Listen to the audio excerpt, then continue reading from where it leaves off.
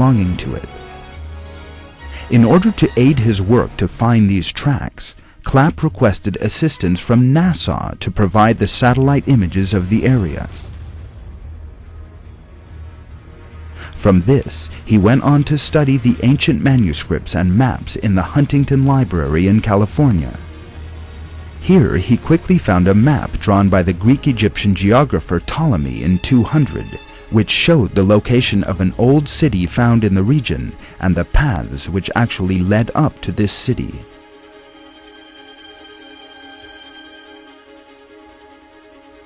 Moreover, the trails in the map corresponded with the trails in the satellite pictures taken by NASA. The final destination of these trails was a broad site understood to have once been a city. Finally, the location of this legendary city was discovered. After a short while, excavations began, and remains of an old city were brought to light. It was these remains that constituted the real proof that this ancient city was the city of the people of Ad, referred to in the Qur'an. Because among the structures unearthed during the excavations were pillars. This is just as is revealed in the verses. Don't you see what your Lord did with Ad-Iram of the columns, whose like was not created in any land?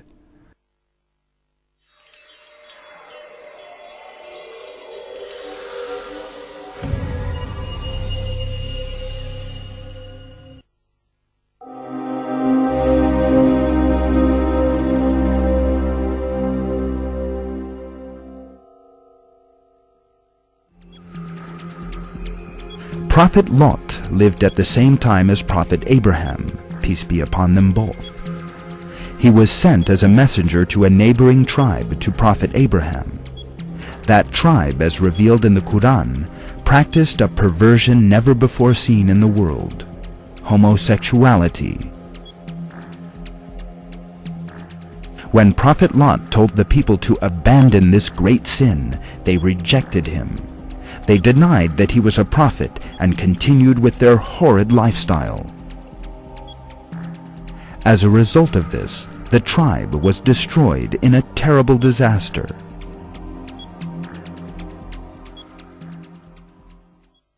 And Lot, when he said to his people, "Do you commit an obscenity not perpetrated before you by anyone in all the worlds?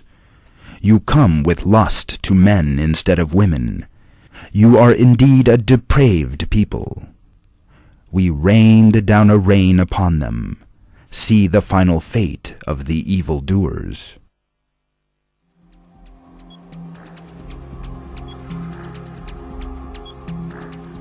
The city mentioned in the Qur'an, in which the people of Lot lived, and which was eventually destroyed, was recently unearthed during archeological excavations. This was the ancient city of Sodom, as it is called in the Old Testament. Archeological excavations have revealed that the city lay close to the Dead Sea on the present-day Israeli-Jordanian border. The area is covered in large deposits of sulfur. This is a most important piece of evidence because sulfur is an element which appears as a result of volcanic eruptions. Indeed, there is indication in the Qur'an that the method of destruction was earthquake and volcanic eruptions. The German archaeologist Werner Keller says this about the region. Together with the base of this mighty fissure, which runs precisely through this area, the Vale of Siddim, including Sodom and Gomorrah, plunged one day into the abyss. Their destruction came about through a great earthquake which was probably accompanied by explosions, lightning, issue of natural gas, and general conflagration. In the upper valley of the Jordan, near Bashan, there are still the towering craters of extinct volcanoes. Great stretches of lava and deep layers of basalt have been deposited on the limestone surface.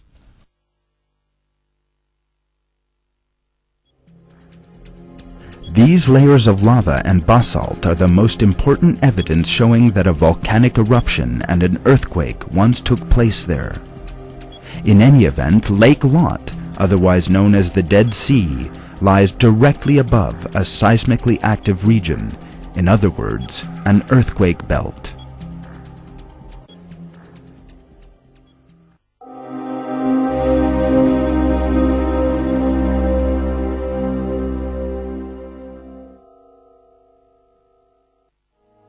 The community of Saba was one of the 4 biggest civilizations which lived in South Arabia.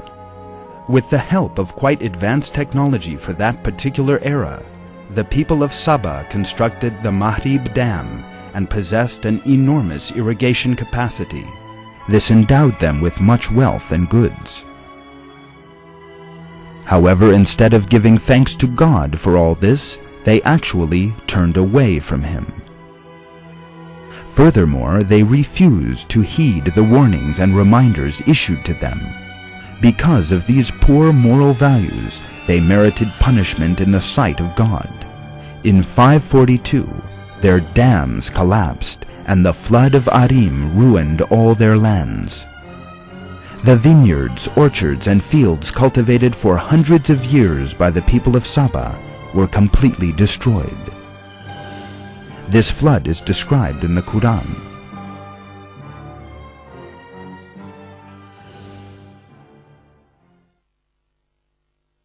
There was also a sign for Saba in their dwelling place: 2 gardens, one to the right and one to the left. Eat of your Lord's provision and give thanks to Him, a bountiful land and a forgiving Lord. But they turned away, so we unleashed against them the flood from the great dam, and exchanged their 2 gardens for 2 others containing bitter-tasting plants and tamarisk, and a few lote trees. That is how we repaid them for their ingratitude. Are any but the ungrateful repaid like this? This fact revealed in the Qur'an is in complete agreement with archaeological findings. The Christian archaeologist Werner Keller, writer of The Bible as History, accepts that the flood of Arim occurred according to the description of the Qur'an, and writes that the existence of such a dam and the destruction of the whole city by its burst proves that the example given in the Qur'an about the people of the garden was indeed realized.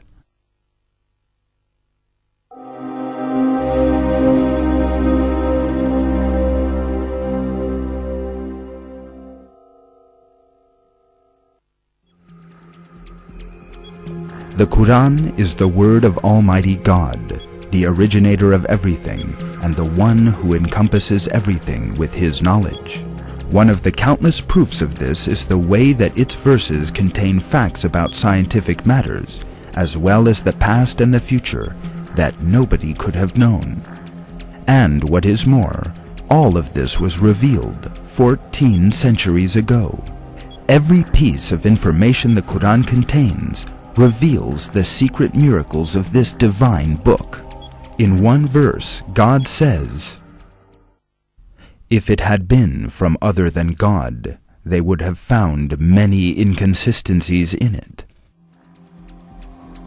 People are meant to hold fast to this divine book revealed by God and to receive it as their guide in life. In the Qur'an, God tells us the following: "This Qur'an could never have been devised by any besides God. Rather, it is confirmation of what came before it, and an elucidation of the book which contains no doubt from the Lord of all the worlds. Do they say, He has invented it?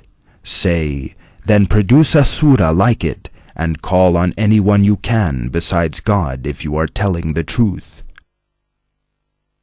And this is a book we have sent down and blessed, so follow it and have fear of God, so that hopefully you will gain mercy."